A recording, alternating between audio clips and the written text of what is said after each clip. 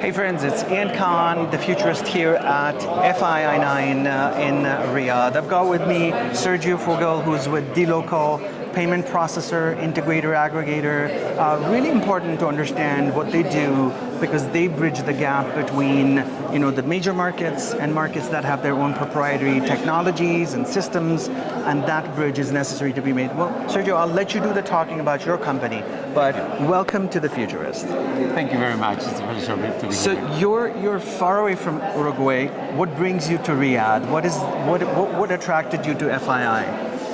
Well, everybody seems to be happening here these days, so it's a great place to connect. And besides, it's a very good way for us to show commitment to the Middle East, which is a very big expansion market for us. Yeah. So let's talk about payment processing, integrating different systems that are operating, let's say, in Latin America, South America, Asia.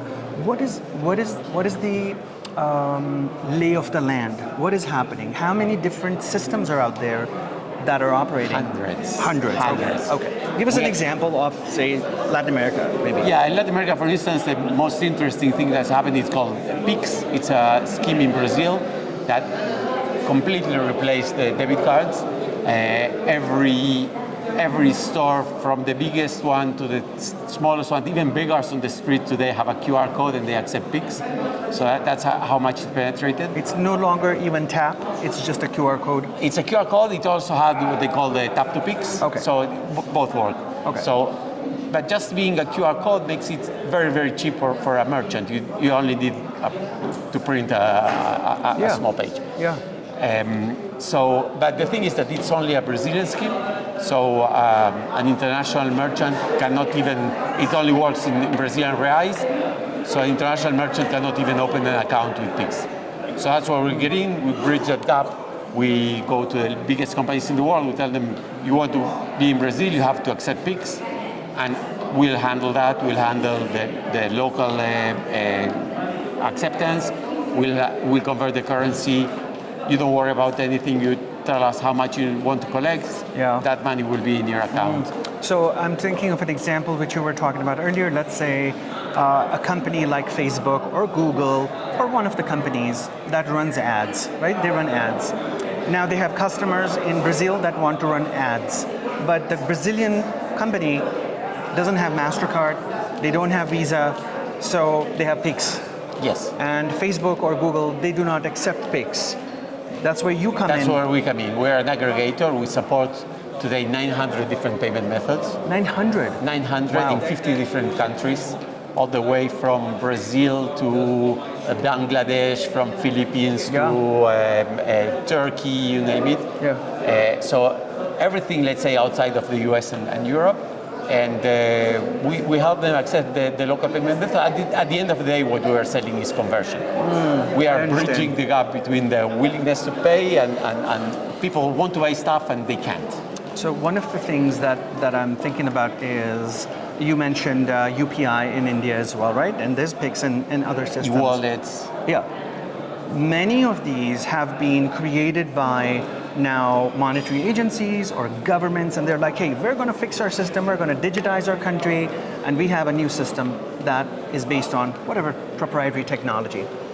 Companies like Visa, Mastercard, the big payment processors and so on, do not necessarily, their cards will work in these countries, but these countries are prioritizing payments with common vendors, small, medium businesses, the retail stores, with their proprietary systems of payment. Is that correct? That's correct. Right?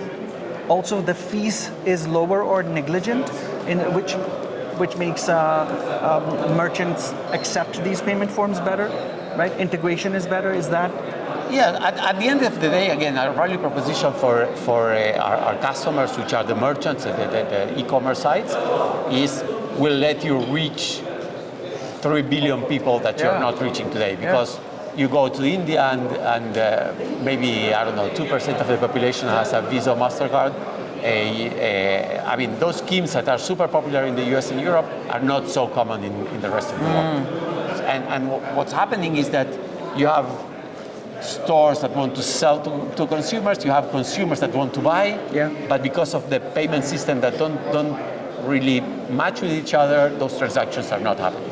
Yeah. So we like to say that if we didn't exist, a big chunk of those transactions wouldn't happen. Yeah. It would be a person that cannot take an Uber ride in one country, or a person that is trying to buy an airplane ticket and the transaction gets declined. It's very frustrating. Yeah.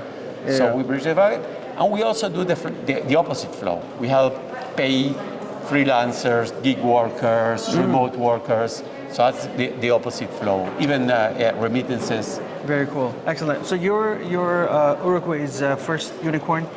We are the first unicorn. We are the only publicly listed company. So we carry a very big responsibility. Yeah. What is your outlook over the next, let's say, 3 to 5 years or 2 to 5 years?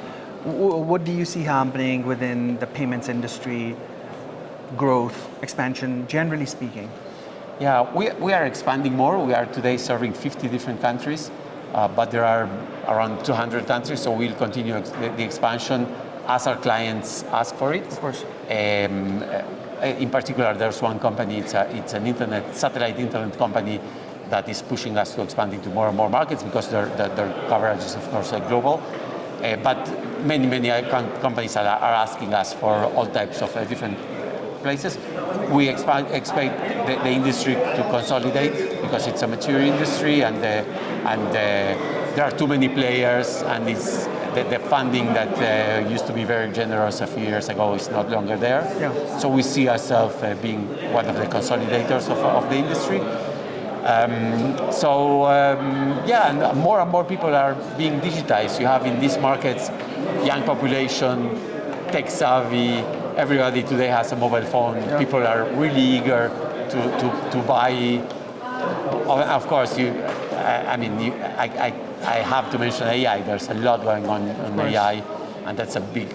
I would say that the two biggest focuses that we have is crypto and AI as main industries. Yeah, and I wanted to ask you a kind of last question on crypto is, are you also looking at crypto integration into the systems? Are you working with crypto companies? Like, where is crypto right now with actual payment processing and it kind of getting into the system? There's a lot happening. We don't see in the near term people, I don't see my mother using crypto to pay. So at the end of the day, the last mile is still going to be the traditional payment methods or the alternative payment methods, but not crypto. We see crypto as a plumbing system. We use it a lot, not in all corridors, because not all regulators accept crypto. They want to have more control, and crypto, by definition, doesn't have any control. But we use a lot of crypto in some countries that allow it as an alternative to SWIFT for international payment rails. It's cheaper, it's more efficient, it's faster. Yeah. Which countries are the ones that are doing crypto a lot more? Any that come to mind?